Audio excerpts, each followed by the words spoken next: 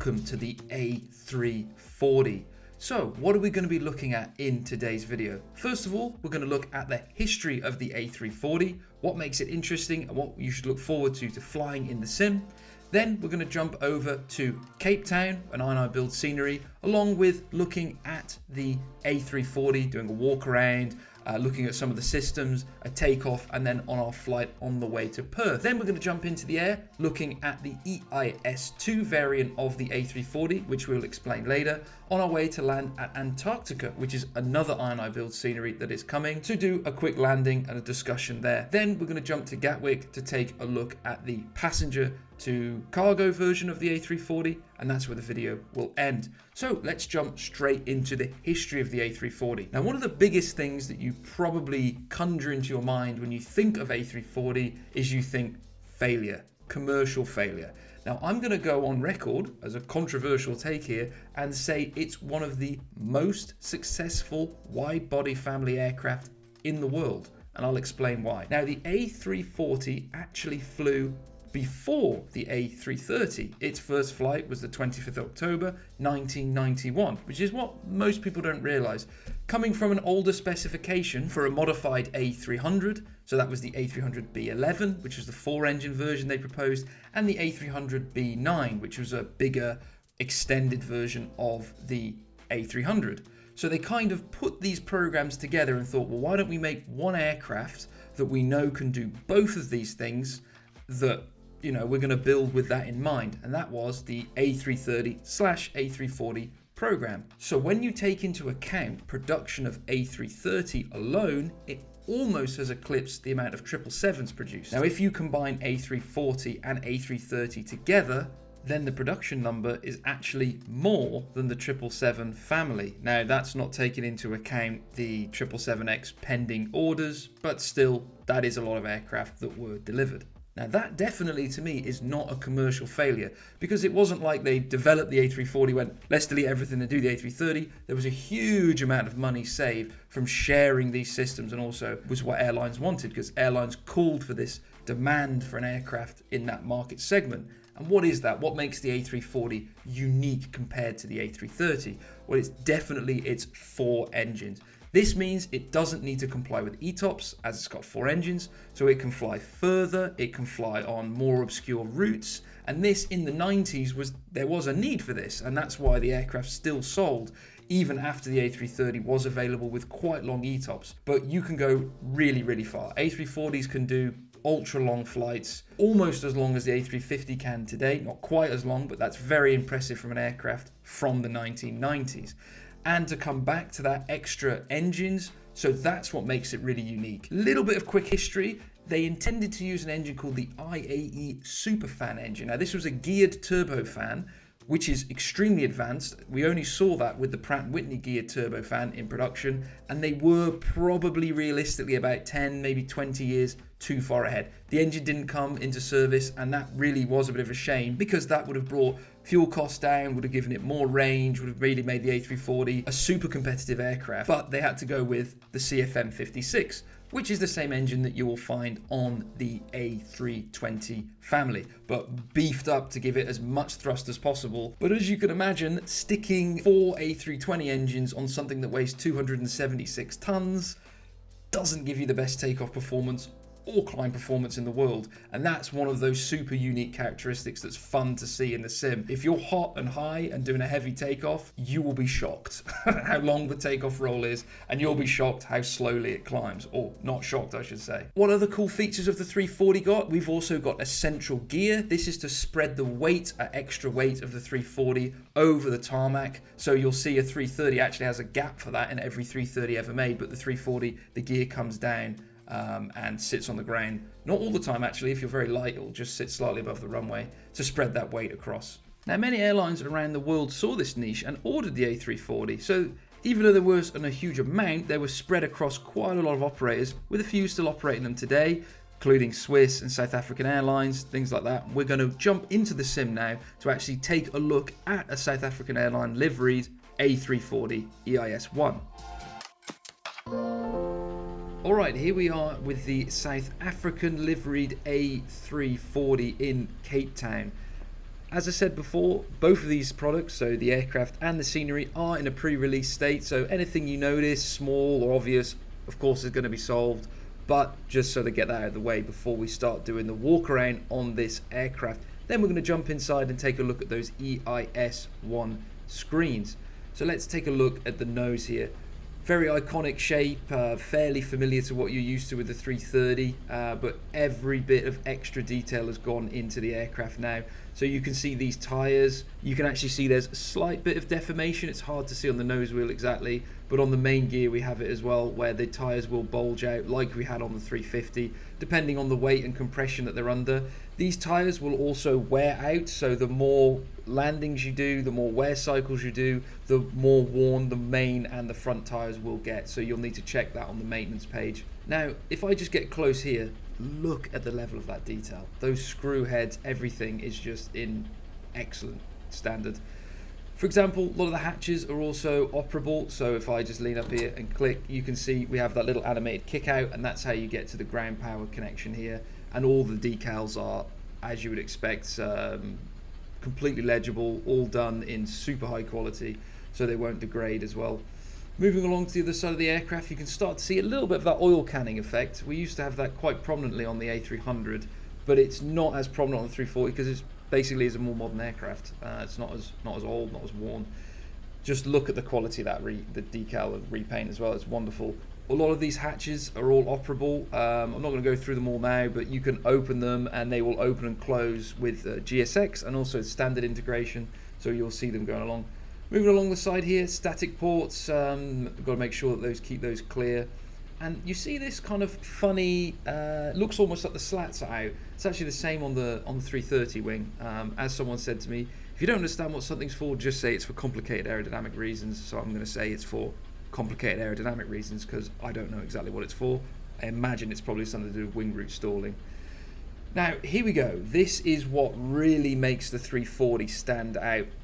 These 4 CFM56 Charlie 4 variant engines. It just looks quite odd to see them kind of so high up. I'm used to seeing them a bit lower down, and you can also see how the cowling is quite long, so it's not this sort of short cowling that you got on the 320, but underneath it's the same engine, also with the blocker door style reversers, so they come out from the side as well.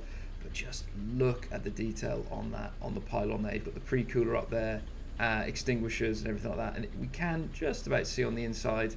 And all of these cowlings are operable, so you can open them up, take a look at the inside workings of the engines, and also you've got to make sure that the oil is topped up along with the hydraulic fluid, all of that in the maintenance as you would come to expect with an iniBuilds airliner from now. Kind of funny that you can actually stand completely underneath. Now this is a contentious point on the CFM aircraft.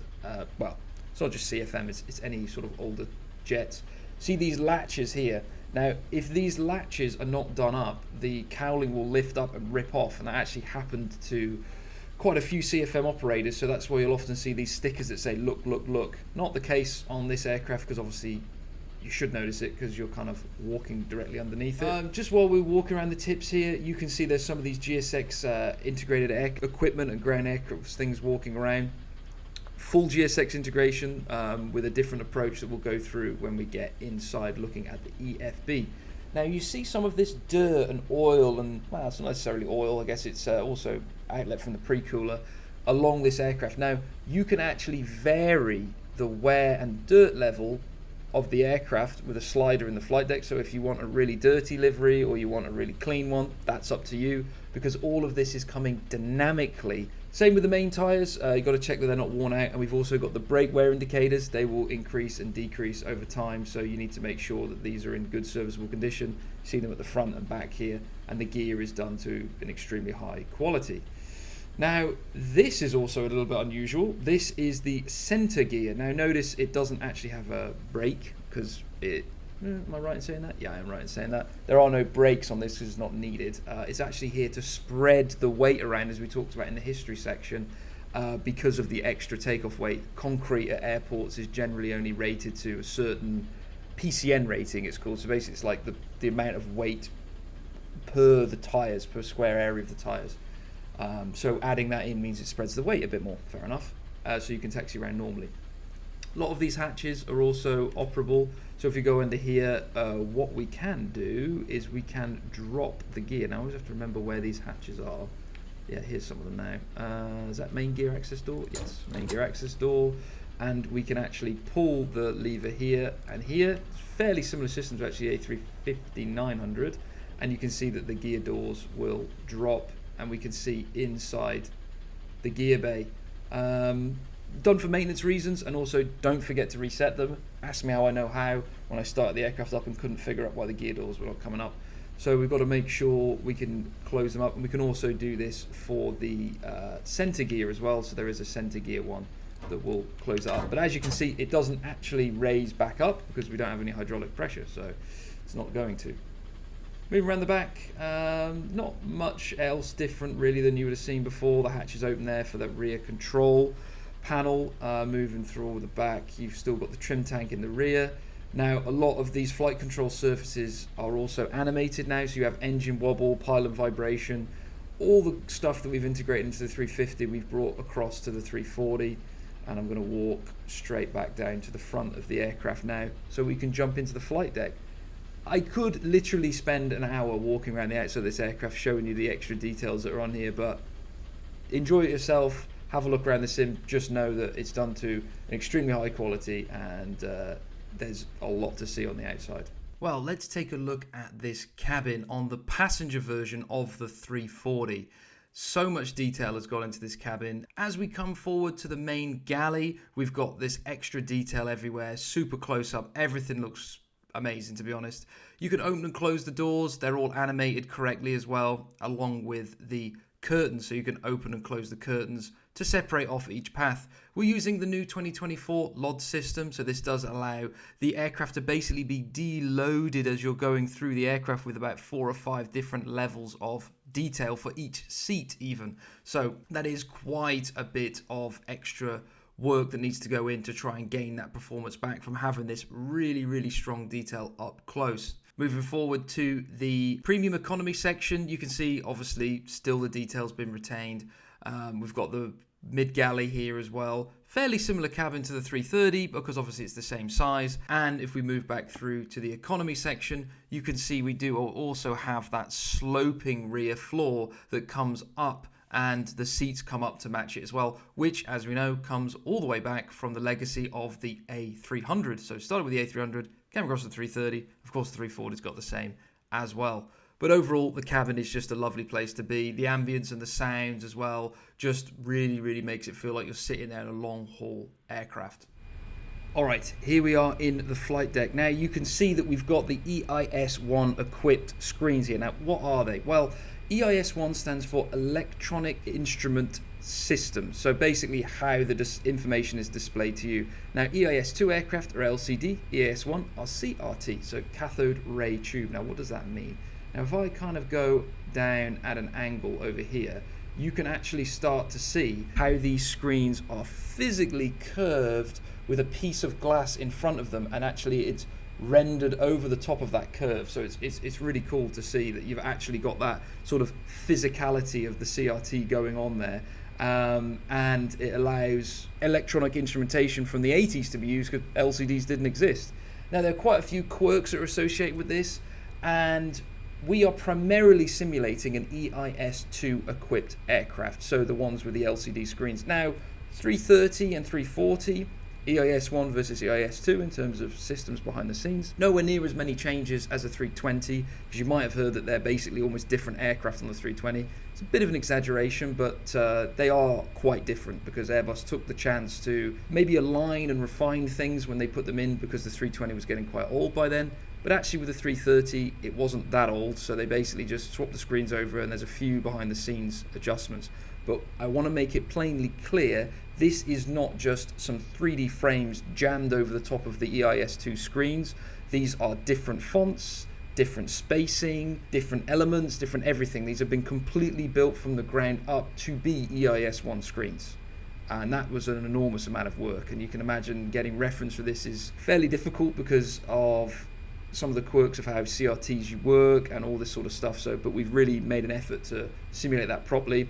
And also we have simulated some of the DMC logic. So what do I mean by that? Well, DMC stands for Display Management Computer. So if I try and bring up, let's say, the pressure page, do you see how you get a please wait? Because it's basically saying, oh, please wait.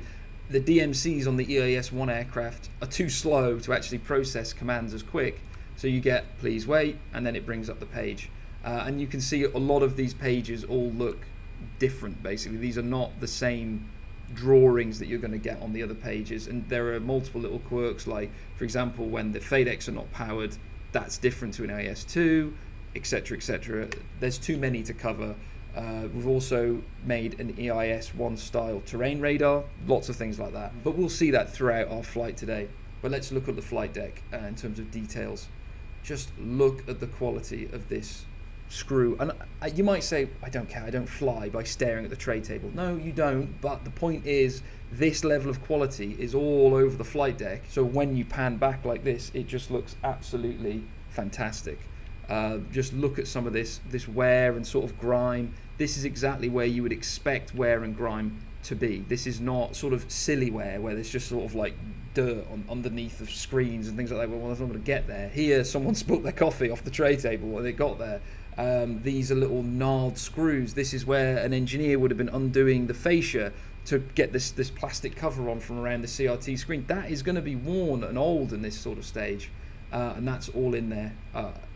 So many things I could go through, but we don't have enough time. For example, these are animated. You can see it's a skin and bone animation, same as if you come up here.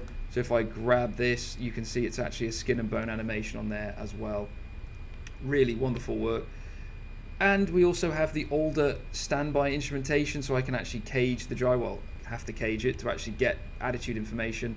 You can swap this out for the more modern instrumentation in an EAS-1 aircraft. Would be a bit weird, but it's possible. Yeah, and you can also have the PVI, the Para Visual Indicator, I believe it stands for. This was an older system used on pretty old 330s and 340s for takeoff in low visibility. So it allows you to reduce the amount of visibility that you can take off in down to a lower limit. So that could be helpful in some situations, but they've kind of disappeared now because a lot of that information is able to be displayed on the PFD, so you really won't see these PVI displays anymore. Jumbos and Boeings and all this sort of stuff, they used to have them as well, so it's not an Airbus thing, it's just an older aircraft thing, and we've simulated that. It does function. You can fly around with a PVI and a EAS-1 if you want. I think it's pretty cool. I tend to fly with it on. Now, rest of the flight deck, details everywhere. You've got opening hatches, sun blinds, doors, windows. Everything as you would expect is all operable. And as I mentioned on the overhead panel, it looks quite a bit different to the 330. Now, that's because we've got a lot more going on. We've got the 4 engines. APU is on the left still. That's also why it's on the left on the 330, to make space for the design of the aircraft, as we said, which was EAS-1. Another EAS-1 quirk up here, we've got the older data loader. Obviously you don't use this, but this is how you'd update the aircraft's flight management, FMGCs and all this sort of stuff. So you actually have a selector up there. On EAS-2 aircraft you do not. But I think what we're going to do is we're actually going to push back, start the aircraft up, taxi out, take off, and take a look at some of these screens in action, and then look through the rest of that in flight. Okay, let's start taxiing the 340 and talk about some of the flight model and other elements that we've added in on the 340. So you'll notice you need quite a bit of thrust to get moving and also sustain taxi. That's just coming down to the fact that we've got these tiny little engines. When you put 4 A320 engines on something that's currently 238 tons, that's one of the consequences of it, basically. The other thing that we've got is we're using the new suspension modelling, and also we're using the new ground handling model from 2024. Now, what does this mean? This gives you kind of a more realistic taxi feel, and it also gives you a smoother taxiing experience, and also the sort of ability to skid the nose wheel a fair bit easier. Now, what do I mean by this? Well, if I get straight, so we can you can see my rudder here, which is linked to the tiller. So if I get straight here, build up a little bit of speed. So now I'm going to go full left, and then I'm going to go full right, and there you can see the nose wheel is skidding, and I centralize, and you saw how it kind of and dragged the wheel across because it was skidding in that moment. Now that will actually dynamically leave little marks on the ground because that's a feature that is native to 2024. We're also using the new fuselage overlay technology that allows the aircraft to see inside the flight model where the fuselage is, where the engine pylons are, well, where the engine cowlings are, and that gives better crosswind and drag profile characteristics, which is really nice. And that new suspension technology gives a bit more movement, so it kind of feels like you're the weight is loading and unloading on the gear more, but not too much, because then it kind of feels like you're on top of an egg, which is definitely not what an airliner feels like on the takeoff roll. But we've tuned that to be as realistic as we can get it. So while we line up here, let's talk about the fly-by-wire and takeoff on the 340. A little bit unique on the 340 that generally most airlines use config 2 to config 3. 1+F can be used, it's not allowed. But most don't do it, and that's because of the tail strike risk. Now, the tail strike risk is probably one of the highest in the entire aviation industry in terms of wide-body airliners, because of that lack of thrust. It's not because of it's super long. This is exactly the same length as a 330, but it has far higher incident rates with tail strikes. Now, with that lack of thrust, you need to do a smooth, steady rotation to get you into the air. 3 degrees a second, so still the standard rotation rate from Airbus, but you need to be sure with it, because if you really yank it back, boom, you're going to hit the tail. There's just not that excess thrust to pull you off the ground.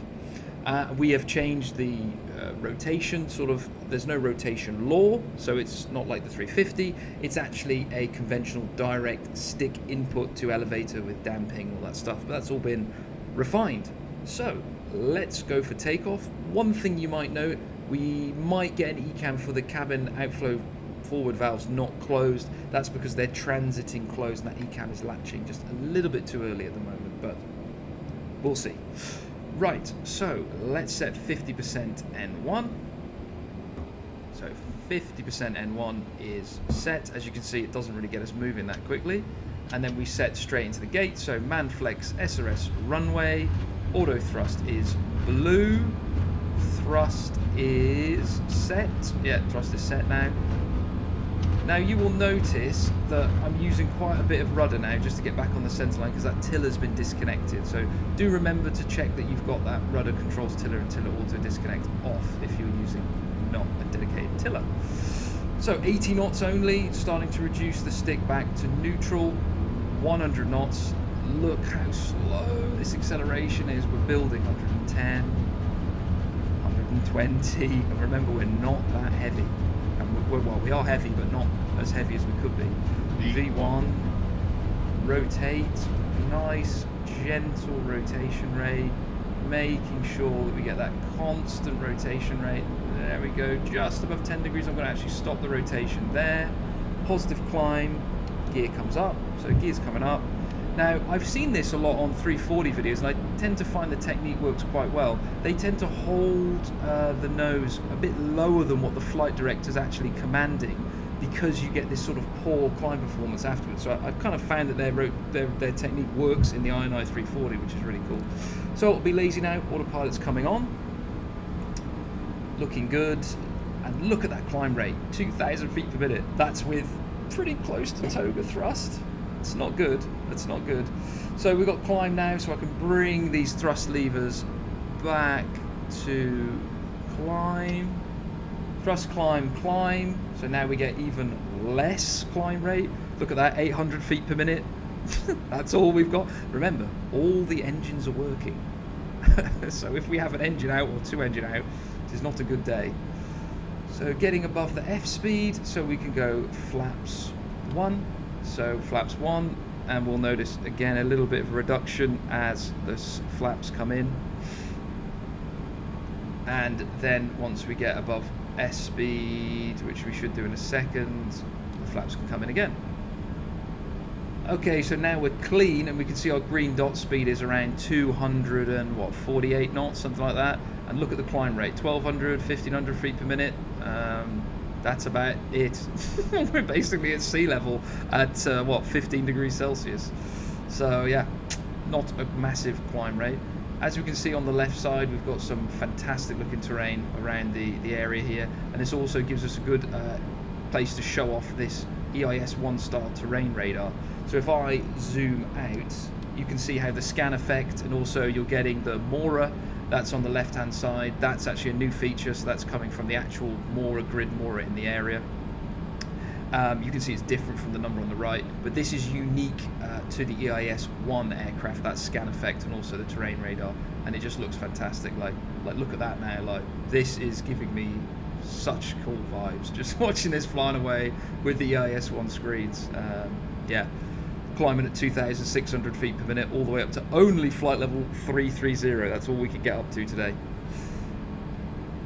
So you're going to join me in the cruise next, where we're going to take a look at some of the night lighting on the 340. Alright, here we are in the cruise, a bit further on our flight to Perth. So let's take a look at some of this night lighting. As you can see, we're in pretty dark down mode here. We're over the middle of the ocean, as you can see with the terrain radar. There is nothing around us. We're even too far out now, possibly the ETOPS wouldn't even cover us in terms of ETOPS of the 1990s, I should clarify. So the 340 can obviously be here because it's got its 4 engines and we have that redundancy. So let's take a look at what this lighting looks like at night time. I absolutely love the look of these CRT screens. Now, we talked about it a bit earlier, but one of the unique things with the CRT is it doesn't have a backlight. Now, how can I show this? Well, what we can do is if I dim down the floodlight, so now we're going to dim off the floodlight, and I'm also going to dim down the panel lighting, so now we're just left with the screens.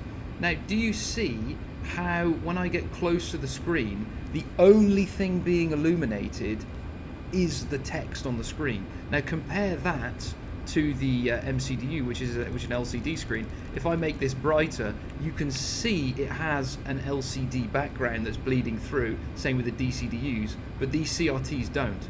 Now, one thing that people who've flown EIS-1 equipped aircraft talk about is the fact that they're too dim in the day and they're way too bright at night. So if you turn these all the way up, it's like, that's way too bright. So normally at night time, you've got them hovering around almost the off setting in terms of brightness. But if I just get a bit closer, we can take a look again at that sort of CRT effect, and looking down at an angle, we can see how it's actually curved around there, being projected on, and gives that sort of unique look as we're flying along. Now I'm going to put the lighting back up again. So we've got the integrated lighting here, which is the background lighting. Floodlight, I like having it on a little bit at night time, and also this one here just illuminates the pedestal quite nicely. We've also, of course, got the dome light, so if we put the dome light on, it goes on, and then you have a bright control here. So here you can see, imagine having the dome light on in the middle of the middle of the ocean. It's going to be pretty overwhelmingly bright, but that's the point, to kind of keep you awake and also just flood it with light, which is on the top right and top left side. So here you can see, you can really get an illumination of the panel, but I think it looks absolutely fantastic at night time. Of course, in the cabin, you've also got night lighting as throughout the cabin, and also on the exterior, all the lights have tried to be refined to be as realistic as possible. So that brings us to an end of this little section. We're next going to jump to the EIS-2 equipped aircraft inbound to Antarctica for a special approach and landing. Alright, so you join us on final approach to AT98, which is also known as Wolfgang Airport in Antarctica. Now, this is actually somewhere where Hi-Fly operated the only 340 ever to go to the Antarctica. And this scenery has been modelled by iniBuilds and will be available once the 340 is available as well, so you can kind of simulate this flight. It departs from Cape Town, so actually, funny enough, where we departed from for our flight to Perth, but they go straight here to bring in food supply and sort of generally just to resupply this base in the area. Now, why are we here? Well, I wanted to show off this cool scenery that's also going to come out, and also talk about the handling characteristics on the 340 on the approach. A little bit of an unusual approach, of course, visual picture wise doesn't quite look what you would expect, because we're just going to be landing on the ice, not expecting a smooth rollout. But we are in the EIS-2 equipped aircraft, so now you can see here more of a conventional layout than you'd be used to seeing in the 330 or a 320, for example. But yeah, that's what we've got here. Screens, of course, are no longer the CRT, they're the LCD type. So as you can see, the 340, if I roll it now, it is a pretty heavy aircraft on the control field. So the 350 was incredibly reactive and very, very light. The 340 is incredibly the other side of the coin. 330 was the same as this, so if I see pitch inputs, they're fairly responsive, but roll inputs are fairly heavy and weighty, and this is correct to the real aircraft. This is from feedback from real pilots and also time that we had in a full motion simulator to try out when we were looking at differences between flight by wire. So it feels very nice on the approach, very stable. It's pretty easy to fly. You just kind of like let go, leave it. It's got the correct fly-by-wire dynamics in terms of it's going to hold its G loading, so and maintain that load factor in pitch. So flare-wise, it's not a huge flare. It starts at about 400 feet. You start a progressive pullback and close the thrust levers. And then you have to land the main gear and then bring the nose wheel down. So 400 feet now, looking good. Of course, we've got no PAPIs, no guidance. You can see left there, we've got some of the buildings that we're resupplying, and there are some DC-3s. So DC-3s are the ones that normally operate into this airfield here. 300, looking good. I've obviously got no automatics on, completely manual thrust. Got to make sure that I judge the flare correctly. So 200 feet, I would say I'm a little bit high. So I'm going to bring the nose down. So I'm aiming to be about 50, 60 feet over the threshold. 90, 80, 70, 60, okay, 50, not bad. 40. 40, start small flare. Idle, bring it back, 10. more, a bit more, and we're down. So now keeping it a little bit on the centre line, a bit bumpy here now, obviously, and now I'm going to apply manual braking. Oh, holding the nose off. Let's just get that camera looking up a little bit more.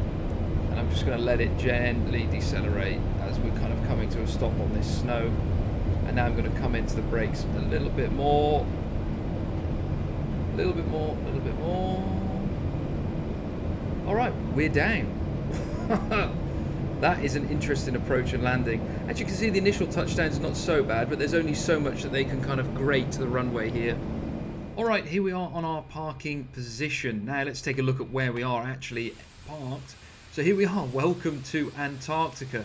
It really is kind of crazy to see an aircraft of this size parked up on a untarmacked ice runway. But you know, as you can see, relatively smooth on touchdown, a little bit bumpy later on, but it's all doable.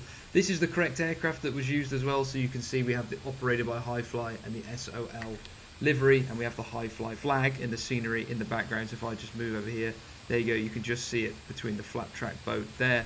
Now, the actual aircraft that came in here was an EIS-1 aircraft, but chosen to show EIS-2 just to show off these displays a bit more. So let's talk about those.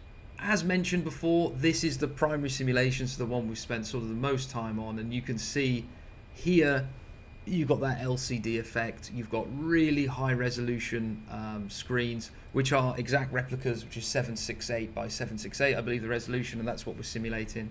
And you can see that we have that sort of LCD bleed effect on the side, so at night time you'll see the difference of that. And when we get close up here, look at the quality. It's just it's quite a lot cleaner, as you can see, than say the older aircraft, but that does make sense. It's not factory fresh, but it is a bit cleaner because it's going to be a little bit newer. We've also got the DDRMI, and we have the more modern standby instrumentation installed, which also has the bug system all works there as well. Moving across, we've got the different terrain radar, so you can see we don't have the same display for the terrain. Obviously there's no terrain around here at the moment because of the terrain database, and you can see the scan effect and things like that are just slightly different for this EIS-2 aircraft. The quality of everything, I could go on for it forever. You can just get super close to everything, and when you step back, I think it looks fantastic, to be honest. Now, one other thing I wanted to cover is you can see I've left the APU bleed off, so the temperature is actually dropping quite rapidly in the cabin because it's -20 outside. So if I put the APU bleed on, you can see we actually have a cabin sort of temperature simulation going on. You can see the flight deck has dropped to 10 degrees, where some of them are 9 or 8 degrees Celsius. That's because it's actually looking at the sort of volume area that it's cooling and heating. So now all the trim air valves have opened up, the hot air is going to be pouring into the cabin, and this temperature is going to get up to about 30 or 40 degrees Celsius of air pouring back in just to try and bring that temperature back up again. And that was only after, what, I don't know, maybe a few minutes, something like that, of sitting here with the bleed off. But in -20, it's going to get cold very, very quickly. But these are all these little things that we have simulated. That's all I really wanted to cover on the EIS2. I think you know what these screens look like and all the different pages. So what we're going to be doing now is jumping to Gatwick Airport to take a look at the passenger to freighter version, and we're going to be doing that in an EIS-1 equipped aircraft. So I'll see you there. Welcome to Gatwick Airport. We're sitting here on the cargo apron on stand 175 Romeo, and we will be looking at the cargo version. So it's the passenger to cargo version of the 340 now, and we're loaded for our flight on the way to Singapore. So almost maximum takeoff weight, over 100 tons of fuel on board, so pretty much full fuel, but we can still make it, which is pretty impressive. So what are we going to look at specifically on the passenger to cargo version? Well, a little bit of a discussion about it. During the pandemic times, a lot of airliners started to get transferred from pure passenger to a passenger freighter. So this is not a factory converted freighter like on the 330 or the some of the A320 ones that are around now. This is a passenger airliner with the seats removed, with modifications made so that the maximum amount of cargo can be carried. Because it was a minimalistic modification for also to gain quite a capable, fully, can go anywhere in the world, super long range freighter. So it was quite popular on the 340. So let's take a look in the back of the cabin now, what that looks like. Okay, in the back of the cabin, you can see that we've got the galley here with the curtains that can be open and closed. And as we open those curtains up, we move on through to the back of the cargo area, where we can actually see that our cargo is physically loaded into the aircraft. This is pretty cool because we can sort of walk down where you would in flight, checking out the cargo. It goes all the way from the front all the way to the back, and you can also see that we've got these specifically set up lights and also specifically set up sort of like a heating, cooling, ventilation system. It's not directly just take the seats out, jam the cargo in, because if you're taking in the overhead lockers out, which is what's been done here, you can fit a taller height cargo in, and this runs all the way to the back and all the way to the front. So it's a really nice little addition to have as well. But now let's jump back to the flight deck and check out the EFB and how we load this cargo, and generally how the EFB works on the A340. Okay, as you can see, we've got sort of a more modern iPad style EFB here, which looks really nice. It's really primarily what most airlines are using now all the way around the world for their EFB. We've got a lot of different things, applications. We're going to run through them fairly quickly. So my flight is something that you can sync with SimBrief, and you can see that that's our flight from Gatwick to Singapore today with the weather for both, which you can refresh, and also our full routing in there. And you can import that in the view of flight plan, which is great. The flight planner, this is something really, really nice. Obviously this was in the 350, but now it's been integrated into a specific app. So if you don't want to leave the sim, you can actually plan a flight. So you can go from, to, where we're going, etc., etc. So you can basically just load up into the sim, put all the information you want in here, and click generate plan. So there's no need to go on the SimBrief website, so it can do it from here. Ground equipment, this is fairly self-explanatory. This is where we attach our air start unit, our air conditioning, ground power, toggle the ramps, jetways, all this sort of stuff, and open and close all of our different doors. Of course, we've got the same sort of door layout as the passenger version here, because it's a passenger to freighter conversion. Dirt and weathering, we talked about how this is possible. So when the slider's going up and the slider's going up on this side, the overall dirt on the airframe increases and the overall weathering, and it's attached per airframe. This is where you can toggle the doors and open and close them as well, and the cabin lighting is controlled from here as well. And the pushback, which is the default 2024 pushback system, in case you've not got GSX. Payload and fueling, this is been overhauled, so I actually really like this, how it's the workflow that you've got with this. So payload, now this is specific to the freighter version, of course. You can choose all these different sort of payloads that you want to load in. So animals, car parts, batteries, biohazards, flowers, food, medical supplies and post, and they're all given a weight that's sort of realistic based on their density. And if you click these and click load, then that will actually load that weight into the aircraft. So pretty cool that you can kind of travel the world thinking that these are what we've got inside here, and you would be believing how heavy flowers are. They're actually quite a common export from the Netherlands, which is kind of interesting. They fill jumbos full of them even. Once you've selected what you've got on here for your freighter, and also if we were on the passenger version, this is where you could input what you wanted passenger zone wise and things like that. We move to fueling. So now we suggest a slider and we'll fill the tanks up. We can also type the fuel load in that you'd want, and it's automatically distributed as per the aircraft should be. So the last tank to be filled is this trim tank in the tail, but we're so heavy today that actually some of it's gone in there. The simpler option, and the one that I tend to use, is you can just click import all from SimBrief, boom, everything's pulled in, all the payload, all the weight, everything, and you just click load, which is great. Now, GSX options. Now, this is an interesting one. So we've got a lot more GSX integration going on now. So you can have the integration on or off, of course. This will auto select the handler, auto import, all makes sense.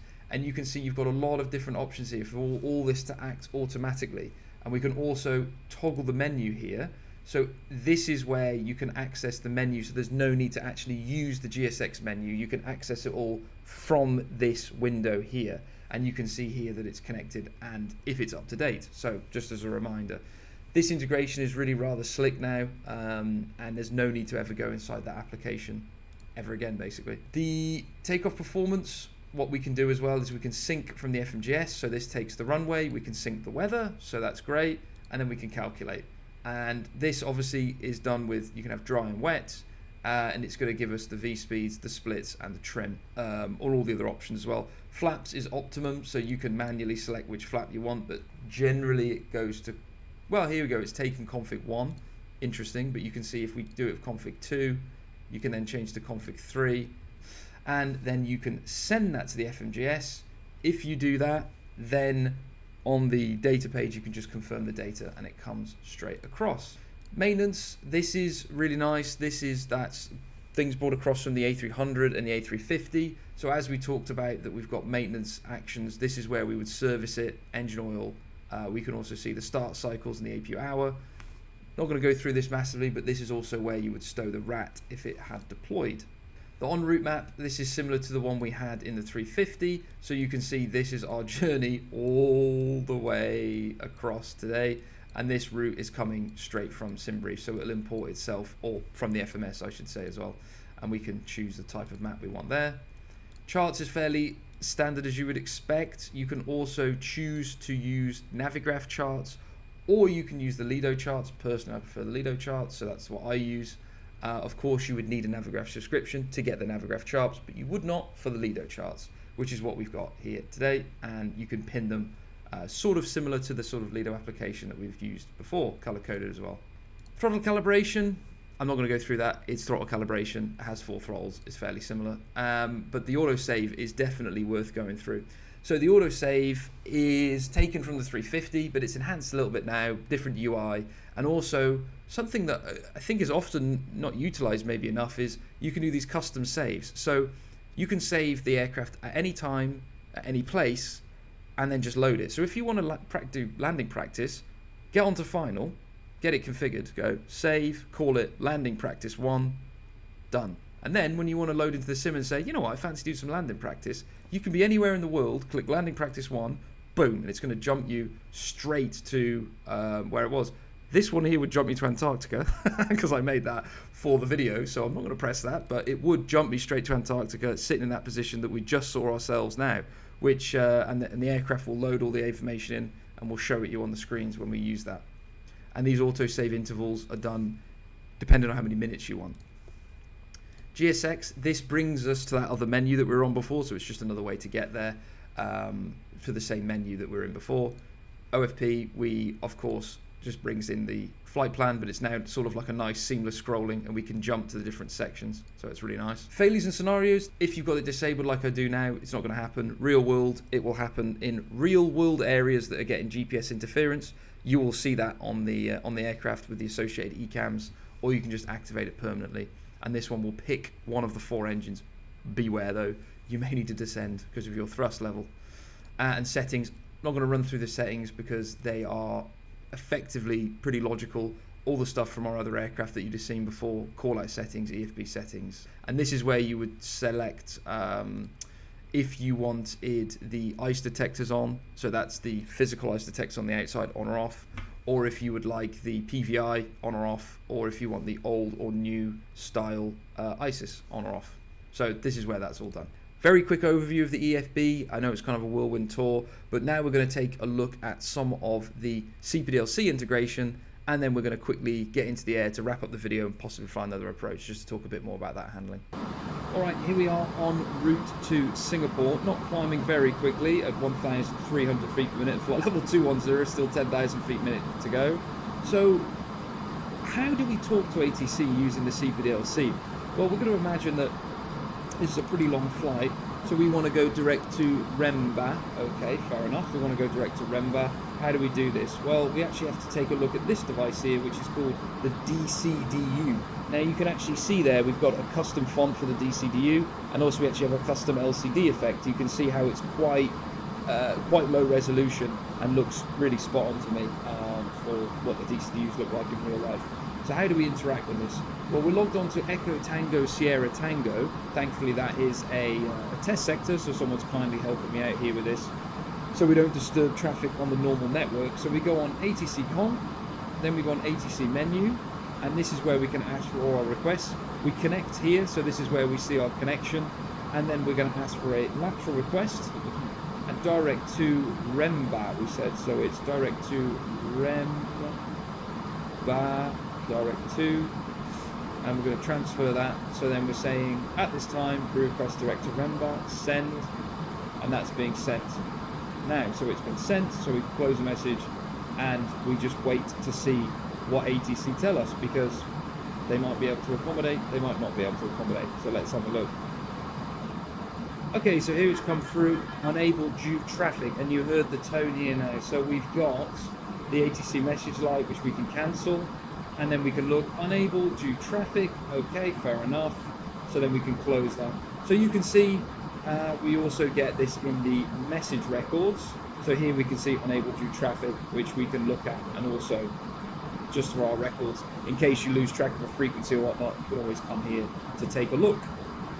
And that's basically how it works. It's the same as the 320, so if you're used to that system, it's a similar system here, but it's all functional and working, which is great. Alright, so we're going to simulate an engine 4 shutdown. So engine number 4 gets shut down. We get the master caution, engine 4 shutdown, engine start selector to ignition, ignition, fuel balance monitor, or fuel imbalance monitor, and the TCAS mode selector to TA. Fine. So that's the engine 4 shutdown. So we can clear that. So engine 4 shutdown, clear, clear. Now let's think about this. We're at flight level 280. Yeah, let's see. Now the FMGS will detect that we've had an engine out, so recommended maximum was 276 now. So why don't we come down to 270 at, let's say, 700 feet per minute? That should be fine. So we're in map vertical speed, and then flight level 270 is blue, so that looks good. Now one thing we wanted to do this to highlight is the redundancy that the 340's got. So let's think about these systems. So for bleed, we haven't lost a pack. We've still got both packs, because each pack is powered by 2 different bleeds, which is great. Then pressurization is not affected. Electrical AC, well, we've lost generator number 4, but we've still got generator 3, which is now powering both of the AC buses, so there isn't really an issue there. Could consider starting the APU, but it's not really needed because it's running it fine. Electrical DC, no issues there. Hydraulic, yes, we've lost one of the systems for the green, but we've also got the other pump from the other engine, so green system's not affected either. And basically nothing else is affected. So that's what that redundancy gives you from the 340, is we effectively, it's fine. There's no issues right now. We could consider continuing for somewhere further afield, or there is no sort of massive rush at this time. But when you consider this cargo needs to get to its destination, realistically turning back to Gatwick would make the most sense now and landing. But we're going to be severely overweight, so how are we going to get rid of this fuel? Well, how we would get rid of this fuel is on the upper overhead here. you've got the fuel jettison. So you've got fuel jettison arm active. So these are the buttons that you press and arm to get the fuel jettison to come out of the aircraft, and that will all be working a model, which is nice.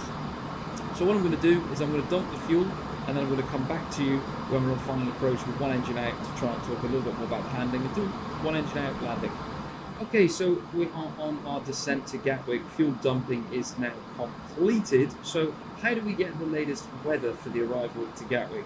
Well, we can do this actually via using the ACARS, which we have built in here. So why don't we go over to the MCDU, and we can go to the ATC COM section. So ATC COM, AOC menu, weather, and then we can ask for Gatwick, and we want the latest METAR, send, and we can view this now. So here's the latest weather. As you can see, I've already typed it in. So basically you just type the weather in, and boom, you've got the weather. Just another way to view the weather, which is nice. Another thing that we could have considered for the engine is we could have considered an engine windmill relight that is actually simulated, as opposed to using the starter. But we're going to imagine that this engine is shut down and isn't coming back. So you're next going to join us on the approach established to land in Gatwick. Okay, here we are established, almost coming into Gatwick. So one thing I want to talk about now as well is the fact we're using that custom slat and flap system. So it's a simulation of this flat and flap angles, but we're doing it ourselves and injecting it back into the sim. That gives us better control. So you can see here S speed with just flaps 1. We're at about 7 or 8 degrees, that's about right for 330 and 340. 320 is in fact the same, but it's something that you kind of need to externally do and put back in just to get that right behavior, because it's a bit of a quirk of the sort of Airbus family of aircraft, but we've managed to get that now. So another thing I'll do now is I will just put the second setting of flap out, so you'll get to see the flat balloon. So now you see we get sort of quite an aggressive flat balloon as it's coming up to try and maintain the altitude there. As a reminder as well, we are one engine out, but you can see the aircraft is coping with it like it just doesn't really care. It's not a problem, it's not a drama. We don't have that much yaw component going on because of the engine there, so yeah, it's good. So glide star, gears coming down. And one thing to mention as well about the sort of handling of the 330 and 340s on the approach, they're using the CFD flight model, so that's been further refined on the 340, and it does make the aircraft feel a bit more dynamic. So when you've got wind and things shifting around, it will move the aircraft around, and you might say, well, it's a bigger airliner, that doesn't make sense.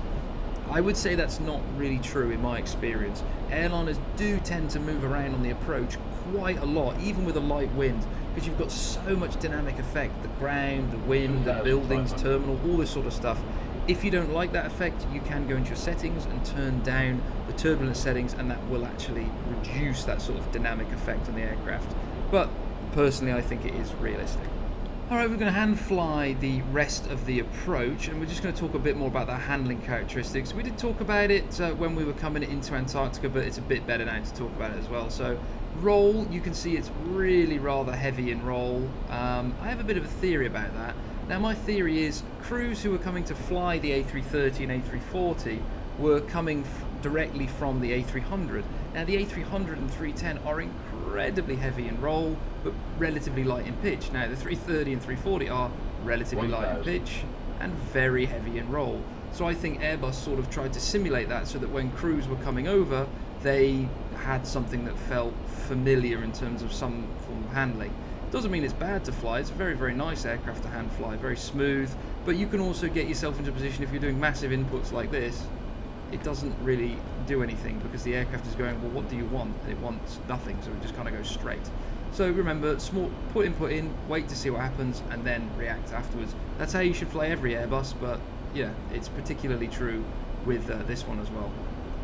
350 and the more modern aircraft now feel quite a bit more reactive. Even the 330neo has gone down to that, so that seems to be Airbus's preference now. But this was what they wanted in the 90s and with the legacy 330 or 340s. Now, landing this aircraft you have to make sure it's a two-step process. So you flare around 40 feet, come to idle around 30 feet, maybe 30 or 40 feet, depends. 300. Then you land the mains, and then you've got to land the forward part of the mains, and then the nose gear. So you don't just flare, land, and then go, oh, okay, job done. It's 200. you're active all the way until the end. So let's see how I can do here. A little bit higher descent rate there. Aiming for 50 foot over the 100. threshold. 90, 80, 70, 60, 50, 40. Bit of a flare. 30, Start the 20, idle. Bit more. 10. Touchdown now. So now fly the main down, and then fly the nose wheel down. A little bit firm if I'm honest, but not bad. And then we just maintain that center line with auto brakes low kicking in as well now. And remember, because we're below that 70% N1, our tiller is now mixing with our rudder, which is what can make it feel a bit twitchy if I do this. You can just put that on a separate axis if you wish, and then it will feel, well, less twitchy because the tiller's not active, because you would never land with the tiller. But yeah, we're going to come off the runway on the right hand side and then finish up there. Okay, here we are back down on stand with all the engines shut down, aircraft is safe, and that cargo ready to go back to its destination after we've had a look at engine number 4. So where is the 340 going to be available? Well, it's going to be available exclusively for Microsoft Flight Simulator 2024. It's also going to be available exclusively through the Microsoft Marketplace in 2024 for the first few months after release. So if you want to pick it up right at release, that's where you're going to have to do so. Hope you did enjoy watching the video, and hope you enjoyed looking at this sort of fascinating aircraft, and can't wait for you to get your hands on it in the sim soon. Thank you very much, and goodbye.